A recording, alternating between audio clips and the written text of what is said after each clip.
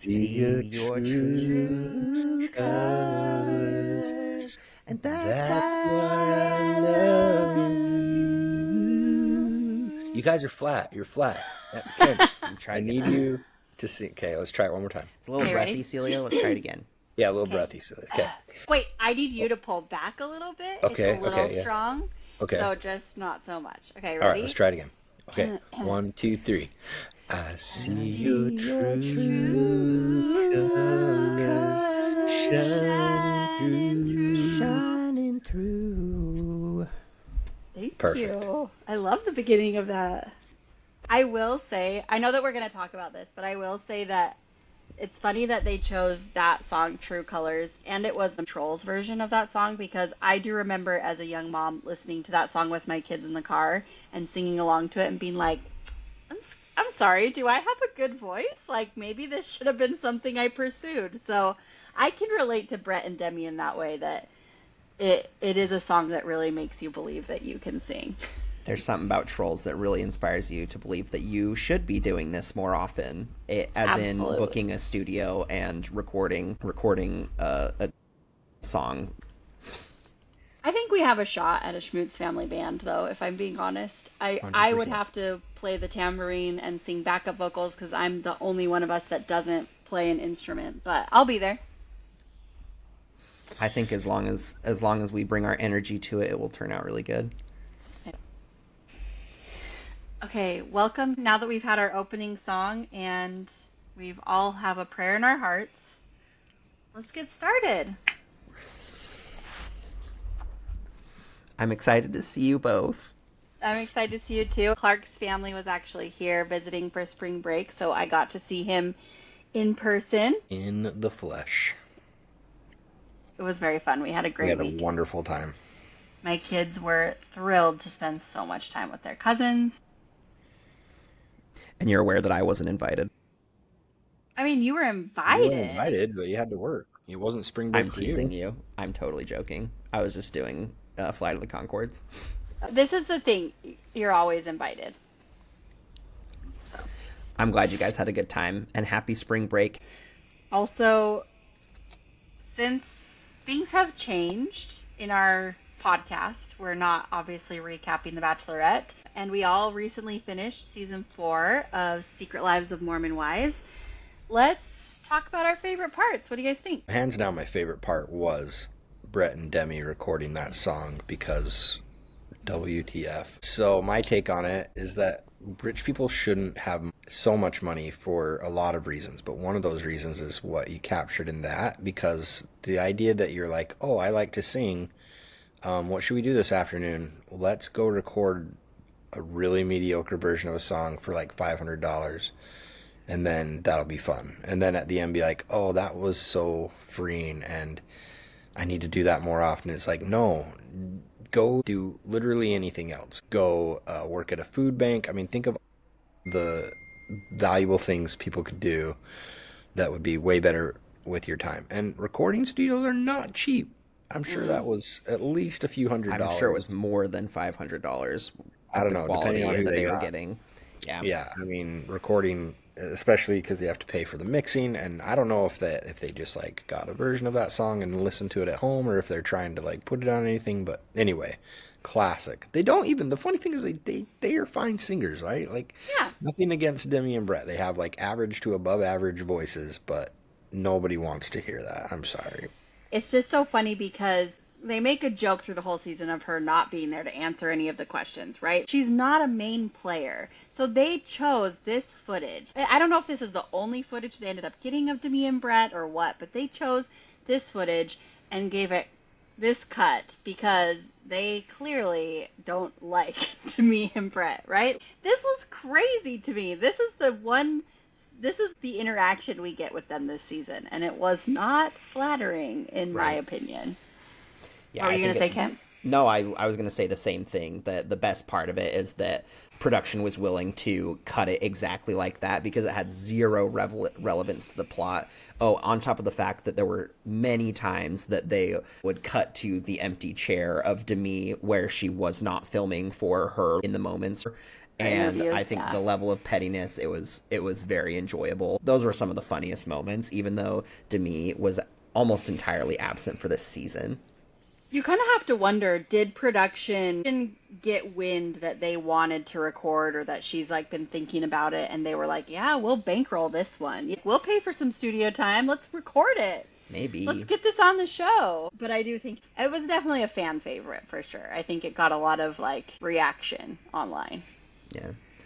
I think it is also, it's both kind of frustrating and really impressive how Hulu, ABC, all of these massive companies have been able to basically play badminton with like these characters from show to show to create hype for Vanderpump Villa, into Secret Lives of Mormon Wives, into The Bachelorette, into basically any other platform, or I don't know, a ton of creators on top of that. There is a lot of, this generates a lot of attention and more watchers to jump from show to show to show. I haven't seen Vanderpump Villa yet, but I mean, before news from today, I was interested in, well, maybe I need to see Vanderpump Villa so I can watch the Secret Lives of Mormon Wives ladies on season 2, followed by the Dad Talk on season 3.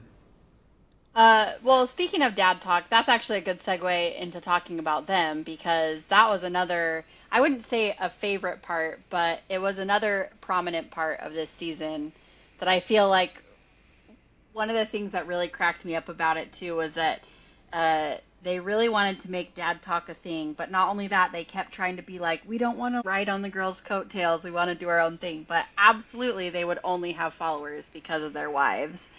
And also, they only got to go on Vanderpump Villa because their wives had previously gone on Vanderpump Villa. So Jordan being like, we're so lucky to get this opportunity, we need to break away from mom talk, is just an absolute joke. No self-awareness there. He has none. Like, I feel like this is also a good point for us time for us to point out that Kent graduated high school with Jordan.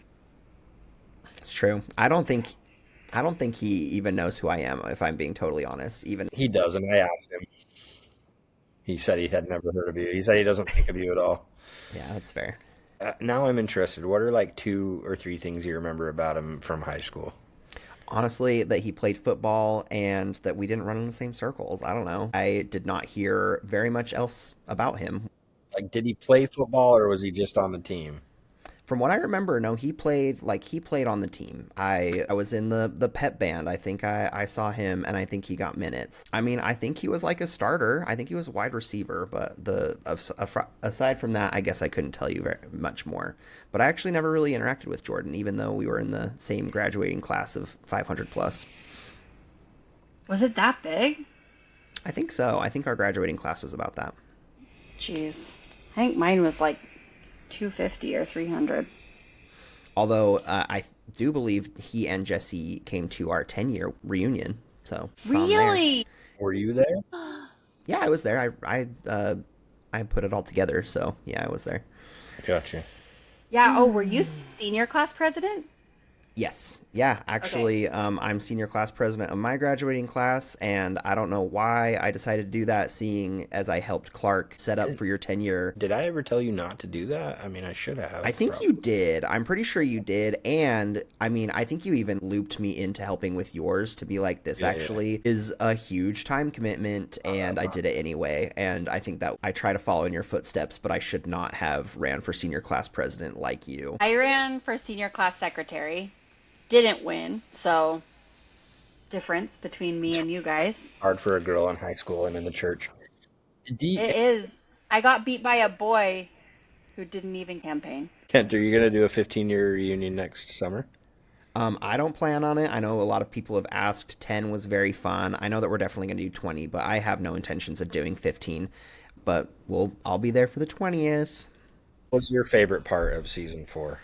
Overall, I mean, I had heard a lot of hype. I feel like I was able to binge it really quick, but I was hearing really quickly what a good season it was. And then watching like the first 3 episodes, I'm like, how is this a good season if there's so much dad talk? I do think it was, however, at the end, a very compelling season in general, seeing how Again, what Celia has already said, that a lot of the roles have reversed and a lot of the men are adjusting well versus not adjusting well at all. And I think it was a tough season for Jen, but maybe one of my favorite moments was actually her conversation with Zach when they have a date of some kind in LA and she's exhausted because she's been filming for hours and hours. And Zach he's like, oh, I've been so excited to like get dressed up and to look good. And she's like, well, I feel exhausted, I smell bad, and I barely have thought about this date, in fewer words. And the conversation that they have is super real because he's explaining how it's really hard for him to like sacrifice all of his wants for her career, which is exactly what she had been doing while he was preparing for medical school. And at some point she says something like, well, now it's my turn. It obviously makes sense, and these women are making insane amounts of money, and how quickly I would love to just like fall in the back seat and just be, be one of these dudes. But it really bothers them because they have always expected to be the head of the household. So it really damages their ego when their wives are the ones making the money. And I don't think Mormon culture is the only culture that emphasizes men as the workers and women as the nurturers, staying home and nurturing. But it is part of Mormon culture, right? That has maybe changed a little bit over time and maybe depends on where you live. But I do think it's still part of Utah Mormon culture. And it really comes to show you that work isn't valued as much unless it's financially providing. As I was watching Zach have this existential crisis of like, I don't know who I am. I'm losing myself. What am I going to do? This is really hard for me. I honestly thought every Mormon mom goes through this when they're staying at home and they're trying to figure out their identity and they don't work and they have to find, friends who are in the same time of life as them. And it's really hard. And so I thought it was really interesting because I thought, yeah, you get to feel exactly how most Mormon women feel. Welcome to the club. You can work through this. And honestly, his conversation that he had with Connor about it, and Connor's like, I've been doing magic at night and it's really fun. And Zach kind of wants to like laugh about it when he's telling Jen, but he's also jealous that Connor has this hobby and something to give him purpose and that he's enjoying. And it's such a contrast to see the two of them because Connor, at least on the show, seems like he is surviving, he's thriving, he's learning close-up magic, he's doing things. And he is not sad about supporting his wife in her role, which is great. We love to see that. He's also one of the few that doesn't go on the Vanderpump Villa trip. Let's do a little game I thought of spontaneously. I think we could do a whole episode on this, but I want to hear your rankings of your favorite dad to your least favorite dad on the show after season 4. Okay. Do you want to go first, Celia? I'm guessing they're similar, right? Like I think Connor is emotionally intelligent and kind and really cares about his wife. He clearly cares about his family. I think he says the right things when his wife comes to him feeling really bad about herself. And I really like Connor. I'm a Connor stan. I really like Connor. Okay, I think I'd put on number 1 too. Yeah. No objection. Connor is definitely a favorite, especially after season 4. And it's so fascinating how Whitney has rebranded so well because it drives all of the other women. Sorry, I know we're talking about the dads, but Whitney has branded herself as the one that's going to show up for the promotional events. And that means a lot sometimes. And Whitney has skyrocketed. She was so unpopular after season 1 and season 2. Mm-hmm. And now she's made a comeback in season 3. And now season 4, she's near the top again.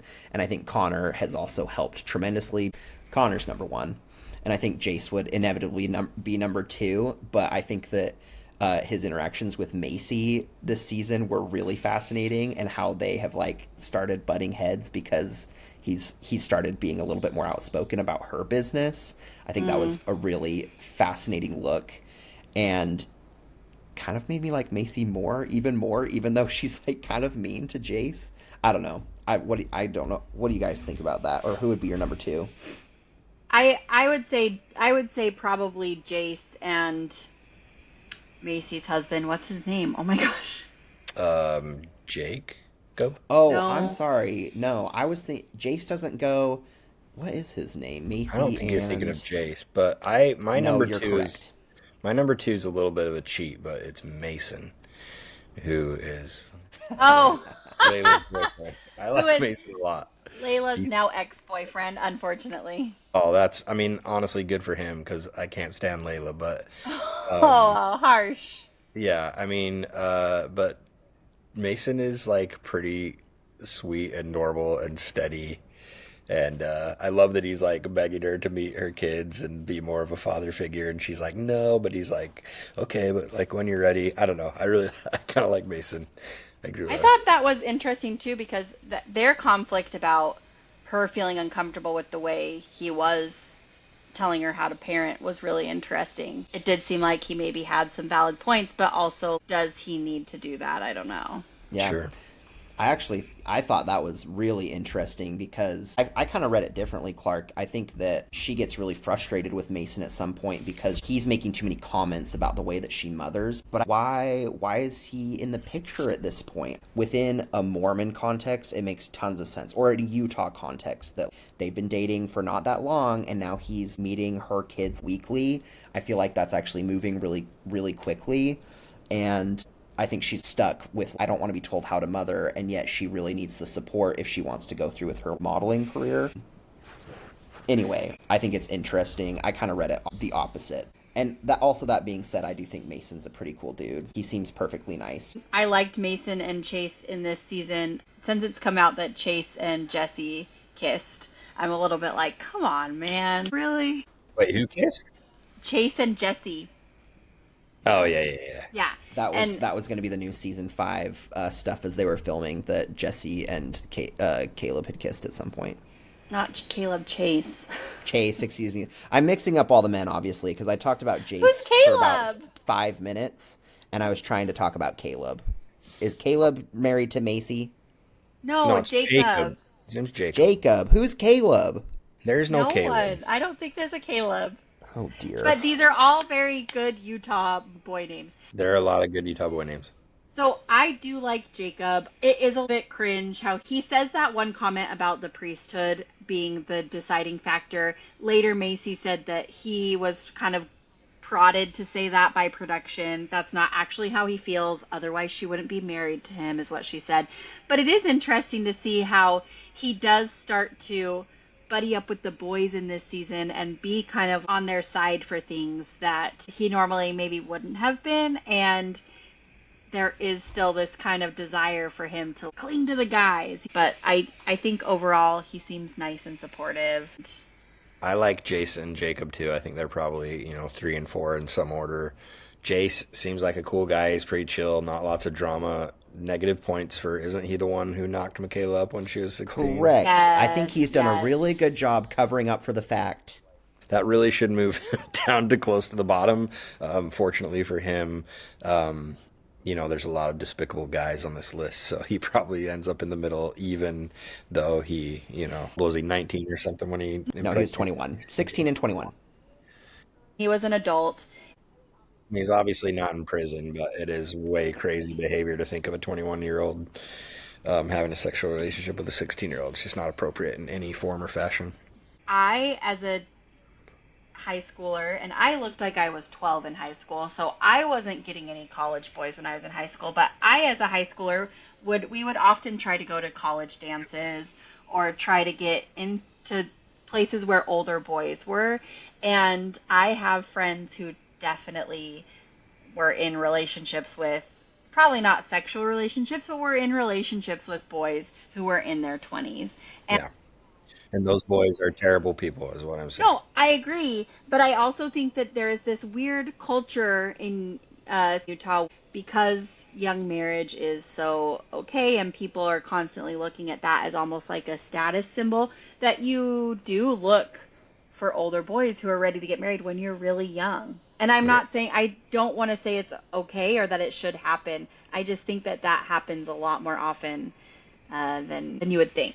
Yeah, for sure. And I mean, to be fair, it was early 2010. They were just kind of a product of the times. That's That's what was popular. 21-year-olds were swooping in on 16-year-olds. So As a person who graduated high school in 2000, I can say that is not the case at all. It was still bad. When I was graduating, I totally remember high school girls that were dating college guys, and we made fun of them every second that we could because it's terrible and it should never be looked on with a thumbs up. I do want to go back to Jace at one point too, because I do feel like people are like, he's the worst. All he wants to do is have sex with his poor wife. Like, he's so worried about these intimacy issues. But there's that one time when producers definitely set up a FaceTime call between him and Connor, because there's no way that they just have like a daily or weekly FaceTime call together, is there? no, probably not.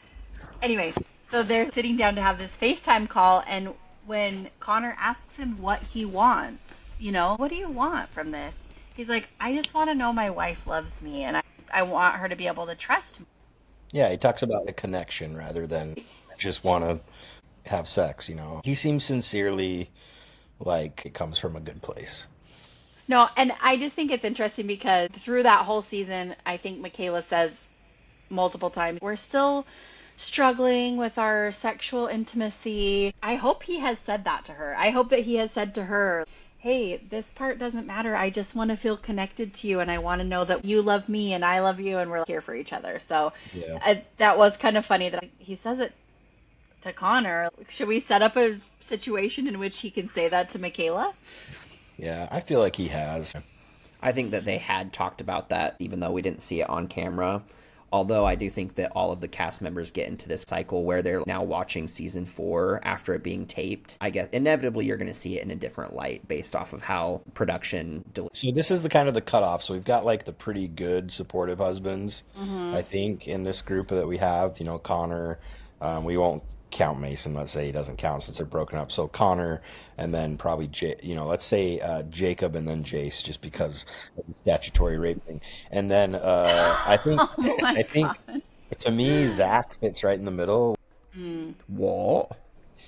To me, like, because now we've got Zach left, we've got Brett, we've got Dakota, and we've got Jordan. Right? Is there anyone else I'm missing? Brett, you can also be a little weirded out by the fact that he wanted to date someone so much younger than him. As you should be. But Brett, I think that you could put Brett above Zach, mostly just because he is extremely supportive of his wife. He's just an a-hole in general.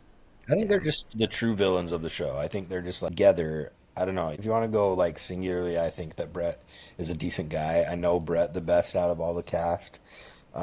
Personally, he's not that different than he was in high school. Just like, trying to be a tough guy, and Totally. trying to like look really cool, but underneath very insecure.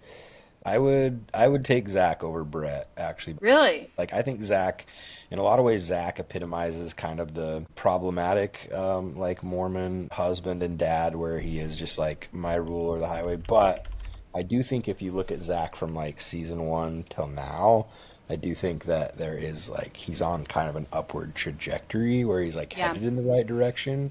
Because I think like he's kind of the butt of everyone's jokes, and he might be the worst dad like in season 1 and part of season 2. But I think he's like getting to a healthier place, and I think by the end of season 4 he's actually like a pretty good spouse to Jen, even though he's having this like hard times. I think I can never get over their dynamic because it felt really apparent to me in the first season that he came from an affluent white family, right? And Jen says in the first season, just to give you an idea of how we grew up, my mom worked as a cleaning lady in the hospital where his dad was a surgeon. Yeah. And there is this kind of weirdness, and I think it, especially within Mormon culture, especially because we evangelize and we go to other countries, we have a little bit of a white savior complex that shines through in the way I'm we gonna stop interact. you right there and just say that Jen is probably the whitest woman on this show, though. Go ahead. But she's not. She looks Latina, and she is in like she's Latina. Her mom doesn't speak a lot of English. Like to Zach's family, she is very Latina, and you can tell that when his family is kind of talking about her in season 1, there is this kind of like the mom is not always feels comfortable about the way she's representing their family, and I've seen this in Utah Mormondom. Parents label Latina girls as aggressive or skanky or whatever. They like have these feelings about girls and their behavior that I think are mostly based on their race, not as much on what is actually being presented to them. And there is a little bit of this part of me that worries for her because she's always going to be part of this family that a little bit looks down on her or sees her as lucky to have been able to join their family because they've given her so much, you know? Yeah. No, I think their relationship is really problematic in the first couple of seasons. But I mean, it's gotta help that she probably makes a good living. Yeah, I hope so. It's just dumb. Let's just say, put it out there, like your status should never, or the type of person you are should never, ever matter about how much money you make or whatever. But it obviously is a dynamic in a lot of these relationships on this show. Totally. Agreed. It might be the biggest dynamic in a lot of these relationships. Ken, what were you going to say? Oh, I was just going to say, I just kind of generally disagree. I think I would take Zach barely above Jordan, honestly. I think that based off of what we saw in season 1, I think he is really controlling, and now he's had like some therapy words that he's figured out, and I think he's done a good job at trying to recover his image, but I think deep down he is all about control. Again, I don't know if we talked about it already. He wants to move back to Utah with Jen because that's where he has more control. And the fact that also that he was willing to go and confront Whitney at the end of the season on behalf of Jen, he was excited to do that because it meant that he got to control the narrative a little bit more and throw both Whitney and Connor under the bus after they had been really kind to them. That's my take on it, at least. I think that he has barely changed at all, even though he's trying really hard to make it seem like he is reformed. Okay, so I think we can all, do we all agree that Jordan is the worst? Well, I think Jordan and Dakota, who I've heard rumors are now being kind of roommates during this whole it sounds like Oh my God, they were it sounds roommates. like basically they have orchestrated all of these like pressing charges and releasing the videos and filing for divorce because they're unattached. It kind of sounds like, and I don't know this for sure, but I think that Jordan like called the police on behalf of Dakota after the fact when there was like this February altercation as of this year. And I mean, it all tracks with what we heard on Call Her Daddy with Jesse, that like, I mean, they have been buddy right from the beginning, and they hang out constantly. So I think that all. Honestly, let's hope they're in a nice little relationship together. They deserve each other. Do you agree that Dakota is down there with Jordan? I forget about Dakota. Okay. I would put them in the same. Yes, I think I'd put them in the Dakota, same. Dakota, I used to kind of bar. not like Dakota, but be a little bit sympathetic about him. But season 4 really just like his ability to manipulate and lie, and then especially when he went to Vanderpump and immediately slept with some random stranger Yep. and then didn't want to let anybody know. That guy can't control himself. Like he's just kind of a loser and a psycho, and he's so manipulative and abusive to Taylor Frankie Paul, who I think we all agree we just like her despite all of her flaws. He's just the worst. She has got to drop him like a bad habit, and I hope she has. Okay, so we got those two at the bottom. Jordan is the worst because no job, total hypocrite, so controlling. He's like everything that you guys have been saying bad about other people, but like Yeah. double. He doesn't provide. He's super manipulative. He's abusive. If you listen to the Call Her Daddy interview with Jesse, like she's just over him, and potentially he's been like hiring escorts and stuff. So super, super hypocritical that he had already done that and got mad at her for potentially kissing another guy. I mean, he is a bad dude. He is like the tiniest of egos. And it's interesting. I mean, big ego, but like he has such a tiny like No, self. he is so insecure, and yeah, just has like It's crazy to me too in this season. The one scene that both when Benson and I were watching, we just looked at each other, jaws dropped, was when she's talking to him about wanting to change her last name. And he's like, "You're so selfish." But I knew that about you. I knew that about you. And he's like, totally being manipulative to her and you can tell she's over it. She's like, "Okay, Jordan." And then he gets up off the couch, kisses her on the forehead. yeah. After telling her she's a selfish person and is like, "Okay, bye." Gall. And it was He's a also total really loser. sad to see that clearly her family has been seeing this, because as she's having the conversation with her dad where she's like, "He's a hard person to be married to, but I think he's going to be a harder person to be divorced from." And her dad's like, "Yeah." You can see her family being like, "We're so glad you're coming to these realizations." I feel like they must have known or been feeling this for a long time, and it's yucky. He's not great. Yeah, Dakota and Jordan totally deserve each other. when she talks in Call Her Daddy about how he wanted her to be in her feminine and do more Pilates, and he wanted to be more in his masculine. So he's got this manosphere speak where he's pandering to this weird kind of toxic masculinity, but then he also has like the Mormon upbringing on top of it, where he also has these very traditional ideas about gender, so it's just compounded. And but like you said, he wasn't even providing help with the kids, because she said that even though he was supposed to be a stay-at-home dad, he was golfing every day and their nannies were taking care of their kids. No redeemable qualities, and then on top of that, he just spills everyone's secrets immediately. He's the most untrustworthy friend. Yeah. I also would love to know how much money he spent on all his DadTok merch. Yeah.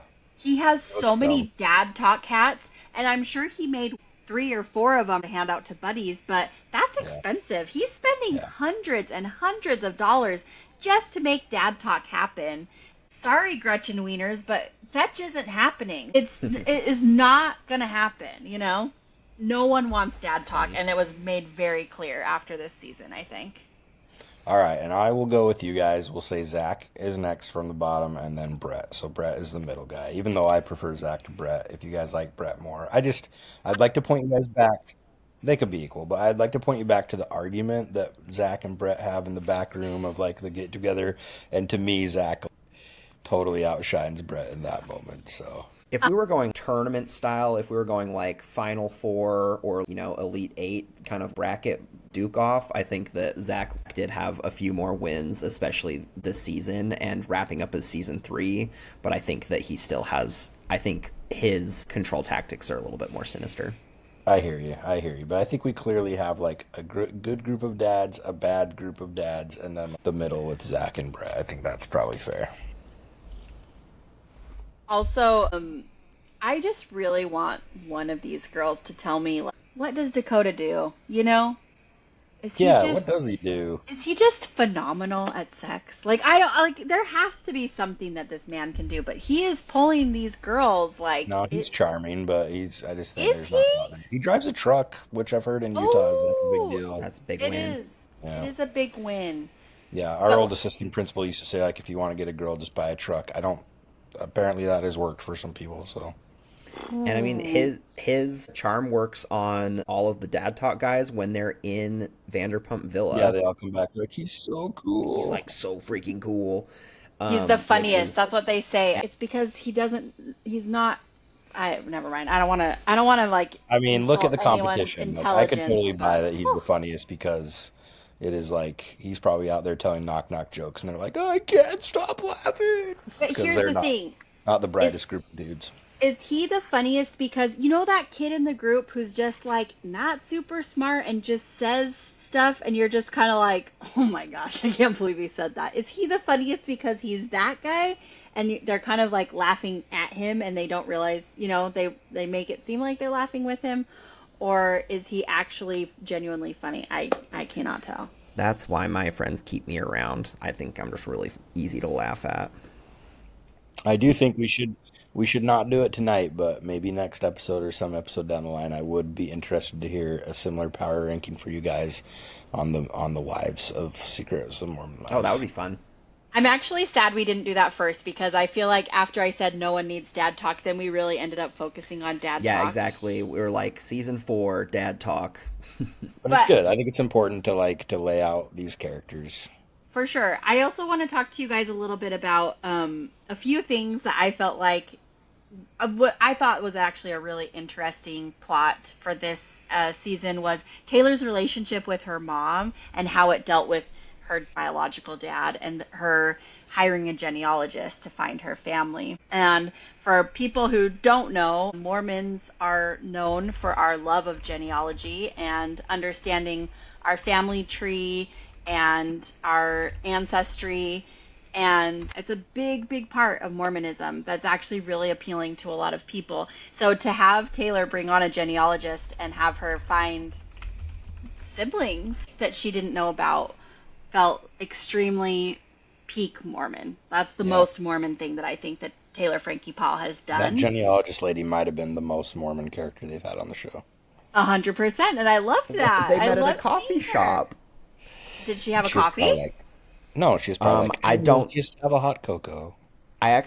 That's funny. I don't think she was the most Mormon character on the show. I think the genealogist, and maybe I'm totally wrong, but I thought it was like when what the church spends a lot of money so that members have access to genealogy websites. It doesn't give you the same privileges to find people who are currently alive. I don't think that she was a member of the church genealogist. I do. I know people who have gone through genealogy courses to become like master genealogists and to become really good at this, to be able to be hired for this exact thing for people who don't want to be master genealogists and have to track people down.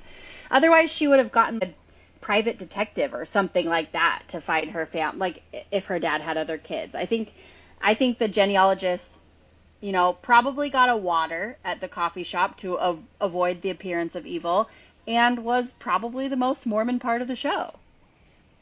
But I hear you, Ken. There's a good chance she was using an extra, like a different website. Other websites do have more privileges and rights. Like I used to work for Ancestry.com for like 3 weeks after my mission.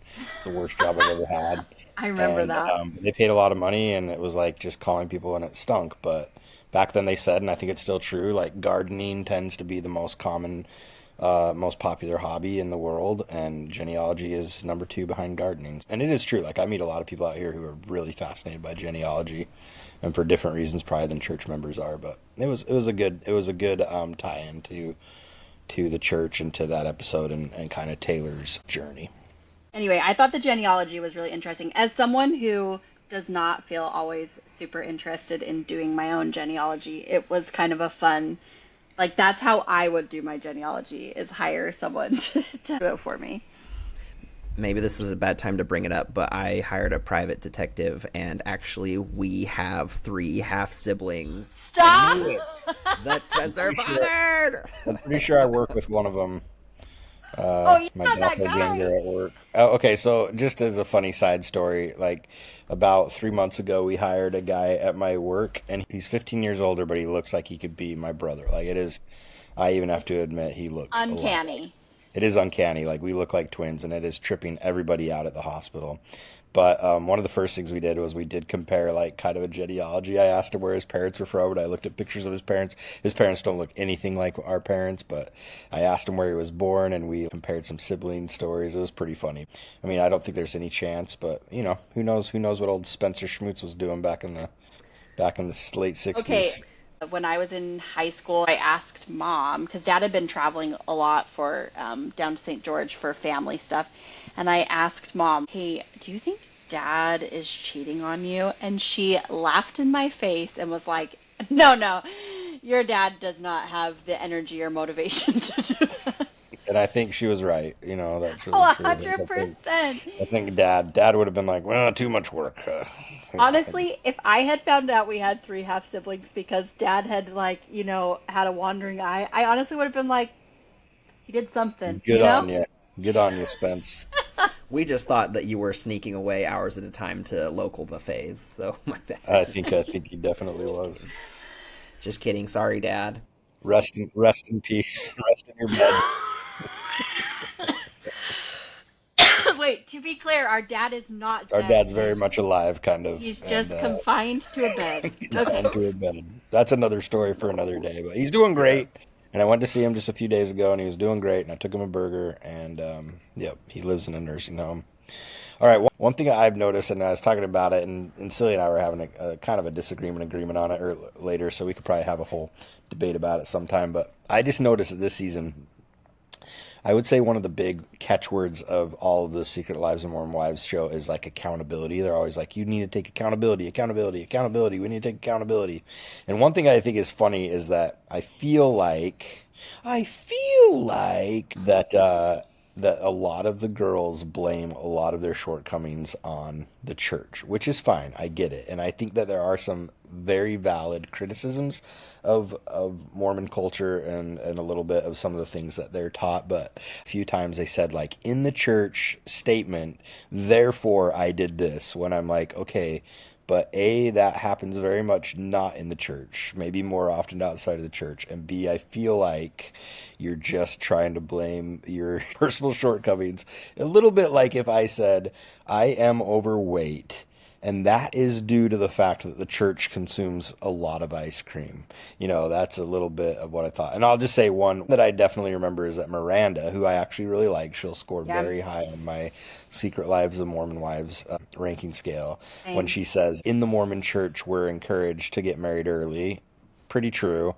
Therefore, a lot of us realize later that we don't want to be married to that person. I think that's a very common thing that happens to a lot of people, that they grow up and they grow apart in their marriage, right? That's not like necessarily anything unique to the church or any of the teachings of the church, but it just kind of made me laugh because they make that statement at least once or twice an episode, like, in the church we do this, therefore, this thing happened in my life. So I just thought it was kind of funny.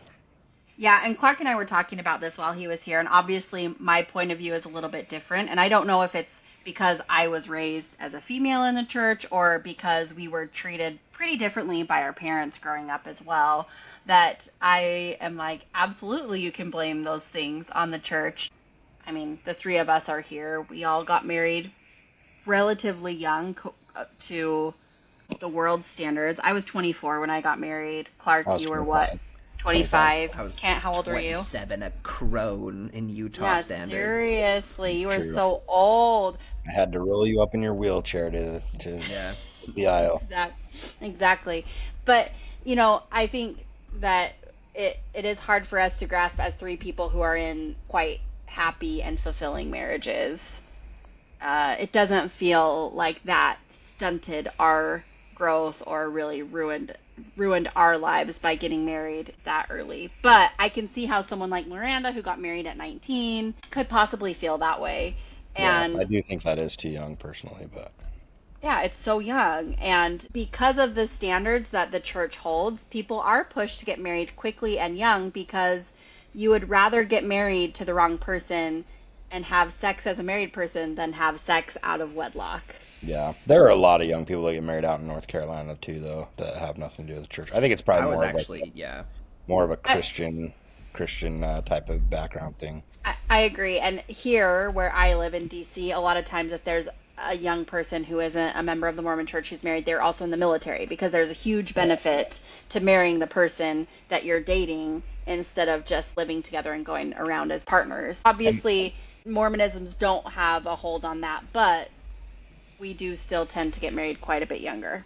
I do want to just say one other thing before we move on to that. Another funny thing that happens in the show a lot is when they say, like, in the church, and they make a statement, but then the statement is not even really factual at all, and it kind of makes me laugh. It is obvious, I think, to active members of the church that there is a spectrum of belief and practice among the people on this show, but it is obvious some of them really give themselves away. Like, I want to say in season one of them says, like, Mormons don't celebrate Halloween, and it's like, oh, what are you talking about?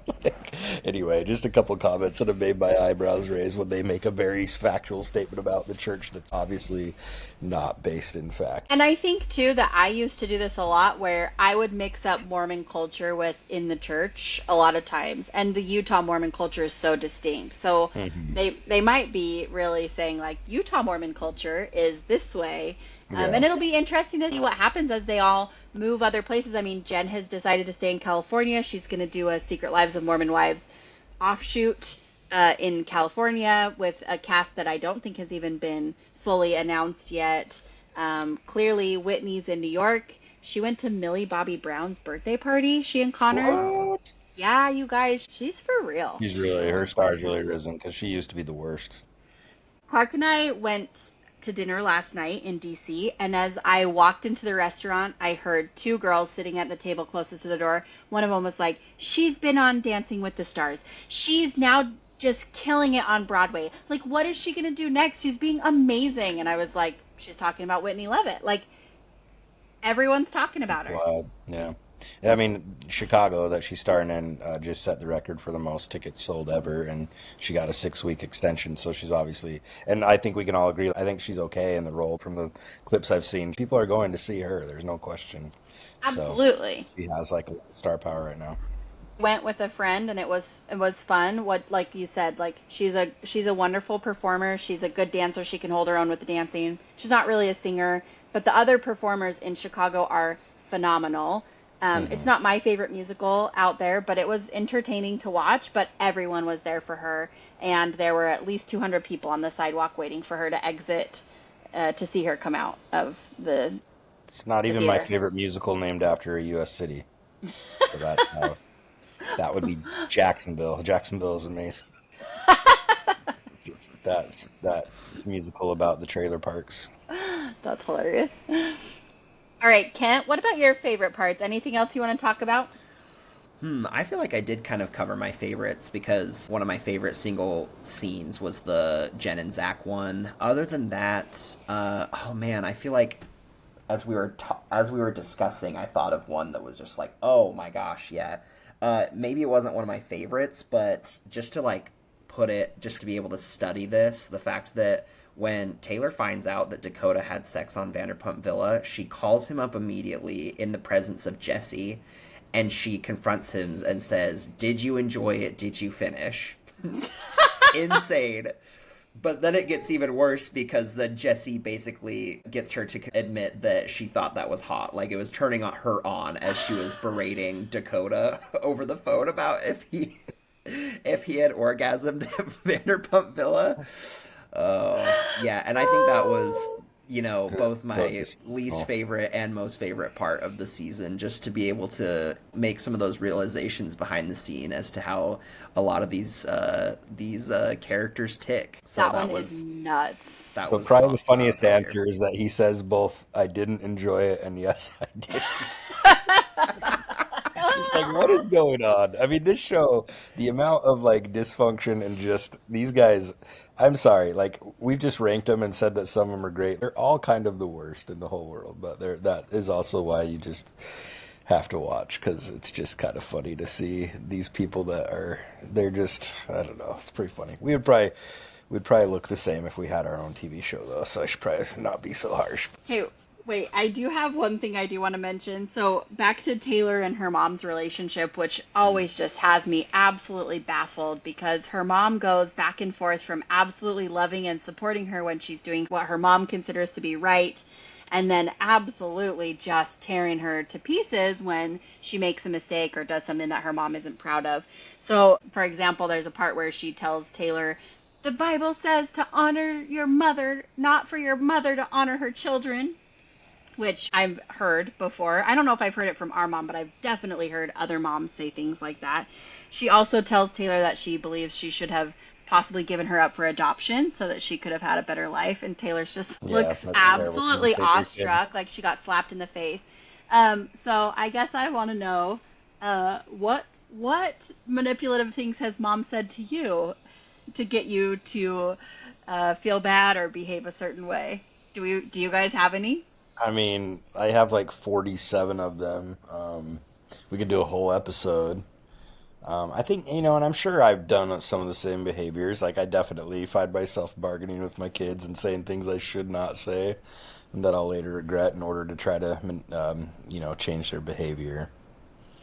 But, I just think that this is a very Mormon mom thing. This like kind of passive, like I would say like being kind of passive aggressive, but then all of a sudden getting some really unhinged things where you're like, whoa, why would you ever say that to me? And I yeah, agree with you that I will catch myself saying things to my kids to try and manipulate behavior sometimes. And I like want to step it back and be like, no, thank you. Like, I'm I not mean, going to be that way. I've mentioned this one before, probably even on this podcast. I mean, there's a few, but there's one where mom took me out to lunch the start of my senior year and bought me lunch and was almost in tears trying to beg me to be a Sterling Scholar.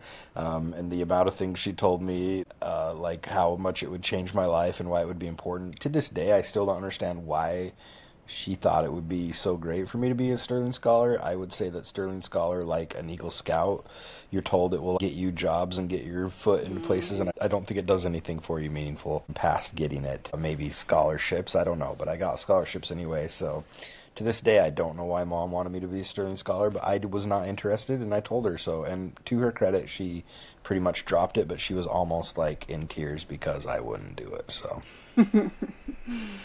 Well, she didn't think I could be a Sterling Scholar, so I didn't Yeah, get she that one. mentioned that several times at that lunch, so. Ouch. Kent, what about Trust me. you? What crazy things has mom said to you? I feel like we've all experienced them. I'm sure if I really dug deep, I could find one, but I'd rather not do that in a public forum. I'd rather do that in the privacy of a therapy setting. I think that the Lucille Bluth kind of rings true. The I've been a terrible mother. Maybe not the wealth, but she does that to us often. And it's like, yep, this rings true. And I think our mom could probably relate in some ways to Taylor's mom because they kind of got married young and are in an arrested development. I mean, tying it back to again Taylor's mom. Some of the stuff that she says, and when they go on the Colorado trip, it's just very apparent that she has a lot of trauma that she hasn't worked through, and then she watches Taylor make poor decisions, and she's sent right back into her experiences in Colorado being abused. I'm guessing she sees a lot of herself in Taylor is why it's upsetting. But yeah, I'm face palming a lot on Leanne's behavior because it's like, she loves Taylor and she wants to support her, but the way she does it is not helpful.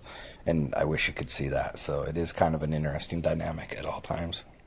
But I think that is an interesting thing about our parents' generation, especially within the Mormon church. A lot of them have not dealt with traumas. There was a stigma around mental health help, too, around their generation. And that was in the church and out of the church. But I know that certain church leaders maybe made comments about therapy or things like that probably led to people avoiding it. But also just there is some traumas that aren't dealt with and some definite mental health neglect there with parents. But I think that our generation is working really hard to try and counteract that a little bit with our kids and make a change, within our parenting styles.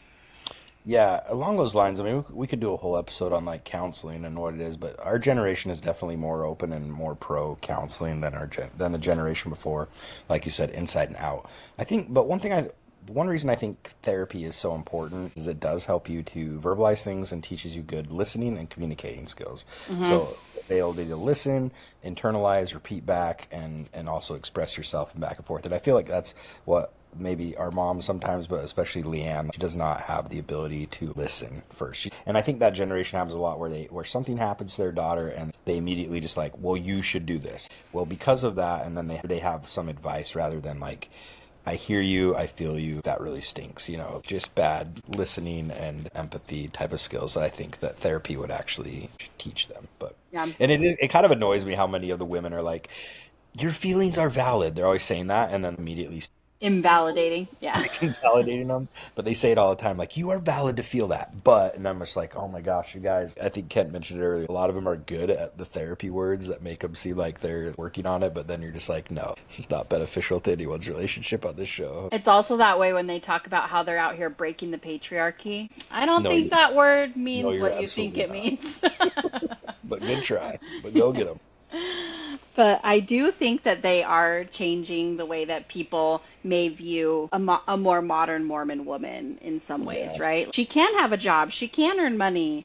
To give the Secret Lives of Mormon Wives cast some credit, I do think that what they have done and the audience that they have captured is changing the world's perception of women that are in some way involved with the Mormon church. And I think that even though you sometimes are like, oh, you're so close to like hitting the mark, they are making little progress, and I commend them for putting their lives out in such a intimate and personal way that's probably helping them grow as well, and their fans are growing along with them. Yeah, and I think too, as a woman who was raised in the Mormon church and who is constantly trying to figure out how I want to be involved in the Mormon church or what role I want it to play in my life, I am grateful for this conversation of being on a spectrum of belief and being able to participate in a way that you feel more comfortable with and that feels more authentic to yourself, because that hasn't always been the case. And, members of the church and not criticize these girls and say, well, they're not actually Mormon. But I think it's interesting to have that conversation. Well, what does that actually mean? And can someone consider themselves a Mormon while not being completely adherent to all the rules that were given? And it probably has given people the opportunity to think more about that and also speak to their own experience of it more easily. Sure. Well said. You guys, I appreciate you doing this with me. It was very fun. I just want to add this. It was announced that Dakota is going to be basically scrubbed from Vanderpump Villa. Dakota is not going to be getting his debut moment having sex in the bathroom. I'm sure it was beautiful. I'm sure he did not enjoy it, but he did finish. So we do know those two things. All right. Good to chat with you guys. I love you guys. It was fun. All right. Talk to you guys later. See ya. Bye.